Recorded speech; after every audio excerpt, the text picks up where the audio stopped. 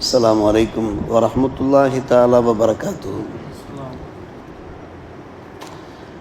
பிஸ்மில்லாஹிர் ரஹ்மானிர் ரஹீம். வன் இயாத் பின் ஹிமார் ரலியல்லாஹு அன்ஹு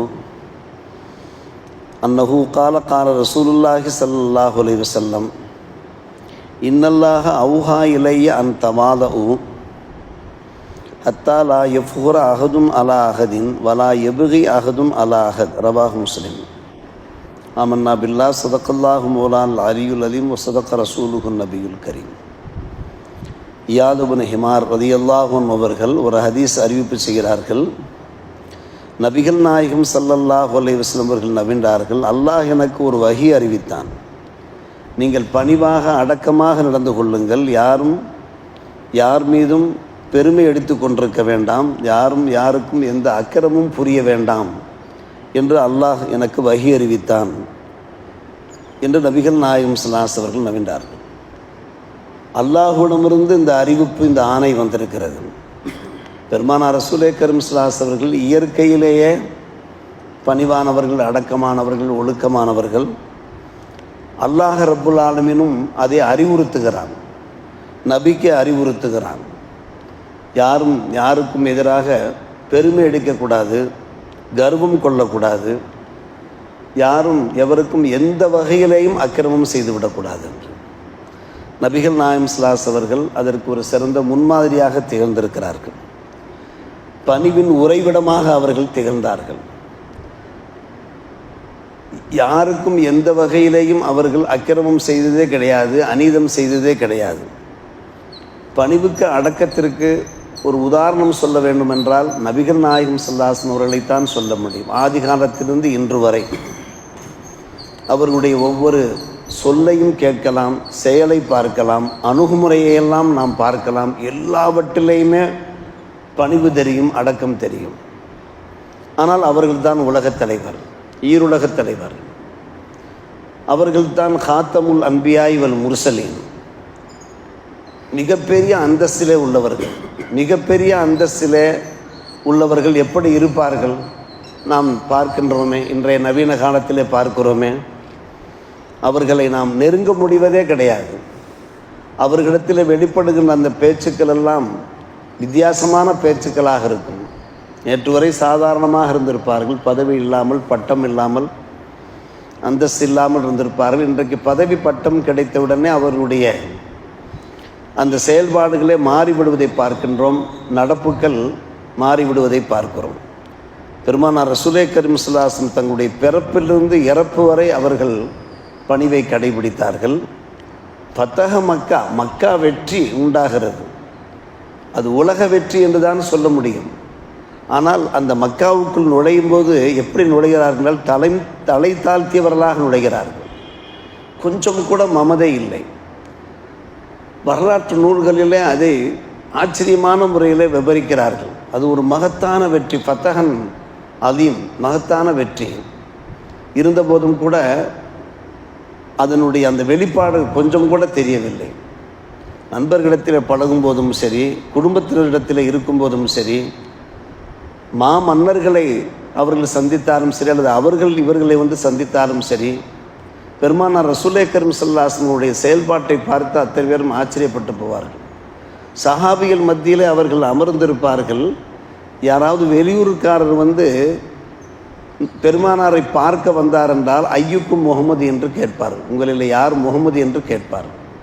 காரணம், அவர்கள் தனியாக தெரிய மாட்டார்கள், நண்பர்களோடு நண்பராக அமர்ந்திருப்பார்கள். நாம் இன்றைக்கு எப்படி பார்க்கிறோம்? ஒரு பதவியில் உள்ளவர்கள், பட்டம் பெற்றவர்கள், அவர்களுக்கு என்று ஒரு தனி அலங்காரம் இருக்கும், ஆடை அழகு இருக்குமா இல்லையா? கேட்டு தெரிந்து கொள்வார். சஹாபிகளுக்கு தர்ம சங்கடமாக இருக்கும், கேட்டு தெரிந்து கொள்கிற அளவுக்கு என் பெருமானார் ரசூலே கரீம் ஸல்லல்லாஹு அலைஹி வஸல்லம் நாமே என்ன செய்ய வேண்டும்? அவர்களுக்கு ஒரு மேடை அமைத்து அமர வைக்க வேண்டும் என்று அவர்களாக விரும்பி ஒரு மேடை அமைத்து பெருமானார் ரசூலே கரீம் ஸல்லல்லாஹு அலைஹி வஸல்லம் அவர்களை அமர வைத்தார் என்று நாம் ஹதீஸ் கிதாபுகளிலே பார்க்கிறோம். பெருமானார் விரும்பாவிட்டாலும் கூட அதை அவர்கள் செய்தார்கள் என்று நாம் பார்க்கிறோம். ஒவ்வொன்றாக பார்க்கலாம். குடும்பத்தினிடத்தில் எவ்வளவு பாசத்தோடு நடந்து கொண்டிருக்கிறார்கள், அடக்கத்தோடு நடந்து கொண்டிருக்கிறார்கள். குடும்பத்தினர் கோபப்பட்டாலும் கூட, ஆத்திரப்பட்டாலும் கூட எவ்வளவு பணிவாக அவர்கள் நடந்திருக்கிறார்கள். இப்படி நாம் யோசித்து கொண்டே போகலாம். என்ன காரணம்? ஒரு மனுஷனத்தில் பணிவு அடக்கம் இருக்குமானால் அவனுடைய அந்தஸ்தை அல்லாஹ் உயர்த்தி கொண்டே போவான், மென்மேலும் உயர்த்தி கொண்டே போவான். கர்வம் உள்ளவன், ஆணவம் உள்ளவன், அவன் என்றைக்கும் அவனுக்கு உயர்வு கிடைக்காது, ஒரு கேவலம்தான் உண்டாகும். அதை நாம் மக்கள் பேசும்போது நாம் பார்க்கிறோம். ஆம், இவன் பெருமை பிடித்தவன், அகங்காரம் பிடித்தவன், ஆணவம் பிடித்தவன் என்றெல்லாம் பேசுவதை நாம் பார்க்கிறோம். அதை பெருமானார் ரசூலே கரீம் ஸல்லல்லாஹு அலைஹி அவர்கள் தெளிவாக சொன்னார்கள். வமா ஜாதல்லாஹு அபுதன் பி அஃபுவின் இல்லா இஸ்ஸா வமா தவாத அஹுதுன் இல்லா லில்லா இல்லா ரஃபவுஹு. அல்லாஹுக்காக வேண்டி ஒருவர் பணிவாக நடந்தார் என்றால் அல்லாஹ் அவருடைய அந்தஸ்தை உயர்த்தி விடுவான். பெருமானார் ரசூலே கரீம் ஸல்லல்லாஹு அலைஹி வஸல்லம் ஒவ்வொரு செயல்பாட்டிலையும் பார்க்கலாம். சிறுவர்களை கடந்து சென்றாலும் கூட சிறுவர்களுக்கு பெருமானார் ரசூலே கரீம் ஸல்லல்லாஹு அலைஹி வஸல்லம் சலாம் சொல்லுவார். நாம் கடந்து போகிறோம், பசங்க விளையாடிக்கிட்டு இருக்கிறாங்க, அப்போ நம்ம அவங்கள பார்த்து ஒரு சலாம் சொல்லலாம். அது ஒரு பணிவின் அடையாளம். அவர்கள் சலாம் சொல்ல வேண்டும் என்று நாம் எதிர்பார்க்க வேண்டிய அவசியம் இல்லை. அனஸல்லானவர்கள் கூறுகிறார்கள், அந்த மதீனாவில் இருக்கக்கூடிய அந்த வேலைக்கார பெண்கள், இமாக்கள் என்று சொல்வார்கள், பணிப்பெண்கள் என்று சொல்வார்கள், அது அடிமை பெண்கள் என்று சொல்வார்கள். சில சிறுமிகள் இருப்பார்கள், அவர்கள் பெருமானாருடைய கரத்தை பிடிப்பார்கள், மற்றவர்கள்லாம் அருவருப்பார்கள். அந்த பெண் வேலைக்கார பெண், அந்த பெண் சாதாரணமான ஒரு பெண் என்று அருவருப்பார்கள். ஆனால் பெருமானார் ரசூலே கரீம் ஸல்லல்லாஹு அலைஹி வஸல்லம் மக்களிடத்தில் எந்த அளவுக்கு பழகியிருக்கிறார்கள் என்றால், அந்த பிள்ளையும் கூட பெருமானாருடைய கரத்தை பிடித்து கொண்டு அந்த பிள்ளை எங்கே செல்கிறாரோ அங்கெல்லாம் பெருமானார் செல்வார்களாம். நாம் இந்த விசேஷ காலங்களில் பார்க்கலாம், நம்முடைய பிள்ளைகளை காரில் வைத்துக்கொண்டு ரவுண்ட் அடிப்போம் இல்லையா? அதுபோன்று நபிகள் நாயகம் ஸல்லல்லாஹு அலைஹி வஸல்லம் ஹதீஸ் அனஸ்லான் கூறுகிறார்கள், இன்கானத்தில் அமத்துமின் இமா இல் மதீனா ல தௌஹுது பி எதின் நபி ஸல்லல்லாஹு அலைஹி வஸல்லம். நபியினுடைய கரத்தை பிடித்து தன்தலிக்கு பி ஹைசு ஷாஹ், விரும்பிய இடத்துல பெருமானாரோடு அவர்கள் நடப்பார்கள், பெருமானாரும் அழைத்துக்கும் நடப்பார்களாம். இப்படிப்பட்ட ஒரு காட்சியை நாம் இந்த உலகத்தில் பார்க்க முடியுமா? சற்று யோசித்து பார்க்கிறோம். சுயிலத்து ஆயிஷா இடத்துல கேட்கப்பட்டது, கான் நபி ஸல்லல்லாஹு அலைஹி வஸல்லம் யஸ்னௌஃபி பைத்தி, வீட்டில் ஏதாவது வேலை செஞ்சுக்கிட்டே இருப்பாங்க. நபி அவர்கள் வீட்டுக்கு போயிட்டாங்கனாக்க வீட்டில் தங்களுடைய குடும்பத்தினருக்கு, தங்களுடைய மனைவி மக்களுக்கு ஒத்தாசையாக இருந்து கொண்டே இருப்பாங்க. அவங்க சொல்கிறாங்க, கான யக்குனுஃபி மிகினத்தி அகிலி, மிகினத்து என்றாலே வீட்டு ஜோலிகள், வீட்டு வேலைகள், ஹிதுமத்தி அகிலிகி பைதா ஹதரத்து சலாத்து ஹரஜ இலசலா, எப்போது தொழுகை நேரம் வருகிறதோ உடனே தொழுகைக்கு புறப்பட்டு போவார்கள். இப்படி நிறைய நிகழ்ச்சிகள். அதில் முத்தாய்ப்பாக ஒரு நிகழ்ச்சி, பெருமானார் ரசூலே கரீம் ஸல்லல்லாஹு அலைஹி வஸல்லம் பிரசங்கம் செய்து கொண்டிருக்கிறார்கள். மெம்பரில் வெளியூரிலிருந்து ஒருவர் வந்திருக்கிறார், ரஜுலுன் கரீப், மார்க்கத்தை பற்றி தெரிந்து கொள்வதற்காக, தீனை பற்றி தெரிந்து கொள்வதற்காக. காரணம், தீன் என்றால் என்ன என்று தெரியவில்லை, மார்க்கத்தின் சட்ட திட்டங்கள் என்ன என்று தெரியவில்லை. அக்பர் அலா ரசூலுல்லாஹி ஸல்லல்லாஹு அலைஹி வஸல்லம், பெருமானார் பிரசங்கம் பேசிக் கொண்டிருக்கிறார்கள். நேராக நாயகத்திடத்திலே வந்தார்கள். அந்த வெளியூர்கார் வருகிறார், நான் தீனை பற்றி, மார்க்கத்தை பற்றி தெரிந்து கொள்ள வேண்டும் என்று சொல்கிறார். அந்த குத்துபாவை இடைநிறுத்தம் செய்து விட்டார்கள். உடனே என்ன செய்தார்கள், அந்த வெளியூர்காரர் யார் எவரோ என்று தெரியவில்லை, என்ன செய்கிறார்கள், ஹத்தன் தஹா இலைய, அந்த நண்பர் கூறுகிறார், பெருமானார் என்னை அடைந்தார்கள். அவர் யாரும் இல்லை, அவர் பேர் அபூ ரிஃபா. அடைந்து ஃபௌத்தியபி குர்சியின், ஒரு குர்சி கொண்டு வரப்பட்டது, ஒரு நாற்காலி கொண்டு வரப்பட்டு ஃபகாத அலைஹி, நபி அவர்கள் அமர்ந்தார்கள். அமர்ந்து வஜஅலையு அல்லிமுனி மிமா அல்லமஹுல்லா, அல்லாஹ் ரப்புல் ஆலமீன் அன்னலாருக்கு என்னவெல்லாம் பயிற்றுவித்து தந்திருந்தானோ, கல்வி ஞானத்தை தந்திருந்தானோ, அந்த கல்வி ஞானத்திலிருந்து எனக்கு என்ன தேவையோ அதை அவர்கள் சொல்லிக் கொடுத்தார்கள். சும்மா அத்தா குத்துபத்து, பின்புதான் பிரசங்கத்துக்கு ஃபாத்தம்மா ஆஹரஹா, கடைசியில் அந்த பிரசங்கத்தை நிறைவு செய்தார் என்று நாம் பார்க்கிறோம். ஏன், சற்று நேரம் கழித்து அவருக்கு சொல்லி தந்திருக்கலாமே. அவர் ஒன்றும் காசு பணம் கேட்டு வரவில்லை, பதவி பட்டத்தை கேட்டு வரவில்லை, மார்க்கத்தை தெரிந்து கொள்ள பெருமானார் ரசூலே கரீம் ஸல்லல்லாஹு அலைஹி வஸல்லம் அவர்களுக்கு எவ்வளவு ஆசையாக இருந்திருக்கும்.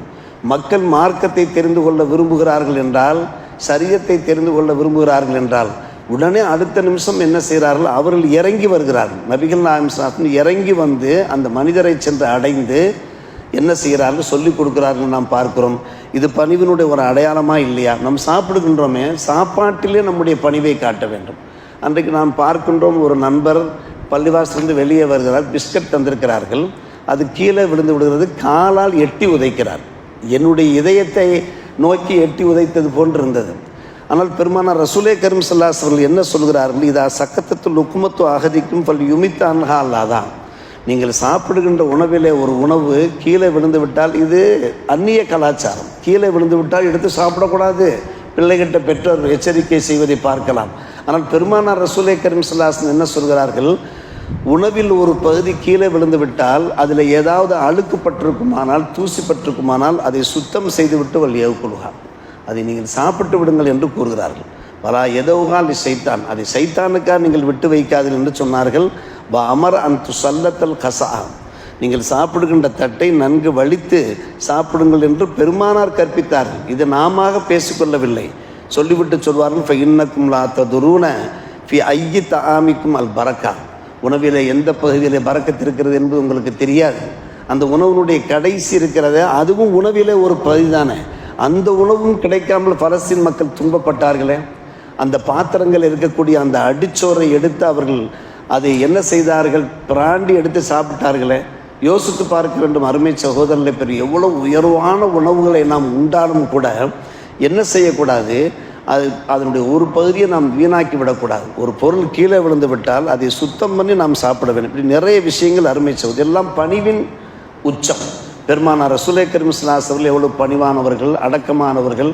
அவர்கள் வெறும் பேச்சுக்காக மட்டும் அவர்கள் பேசவில்லை, மாறாக வாழ்க்கையிலே கடைபிடித்து காண்பித்தார்கள். உலகத் தலைவர்களே பணிவின் உறைவிடம் என்று ஒருவரை சொல்ல வேண்டும் என்றால் பெருமானார் ரசூலே கரீம் ஸல்லல்லாஹு அலைஹி வஸல்லம் அவர்கள் ஒருவரைத்தான் சொல்ல முடியும். அவர்கள் சாபிராக மட்டுமல்ல, சபூராக இருந்தார்கள். சாபிர் என்றால் பொறுமைசாலி, சபீர் என்றால் மிகப்பெரிய பொறுமைசாலி என்பது பொருளாம். சபூர் என்பது ஃபவுல் வசன் என்று சொல்வார்கள், மிகப்பெரிய பொறுமைசாலி.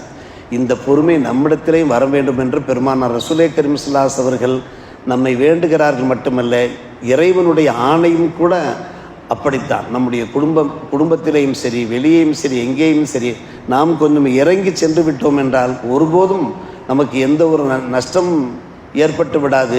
கண்டிப்பாக நாம் கொஞ்சம் இறங்கினாலும், கொஞ்சம் பணிவாக நடந்தாலும் அதற்கு பின்னால் நம்முடைய அந்தஸ்துகளை அல்லாஹ் மென்மேலும் உயர்த்தி விடுவான் என்கின்ற இந்த உபதேசங்களை விளங்கி வாழ்வோமாக. அல்லாஹ் நல்லோர் புரிவானாக. வாஹிர் தாவானா அல்ஹம்துலில்லாஹி ரப்பில் ஆலமீன்.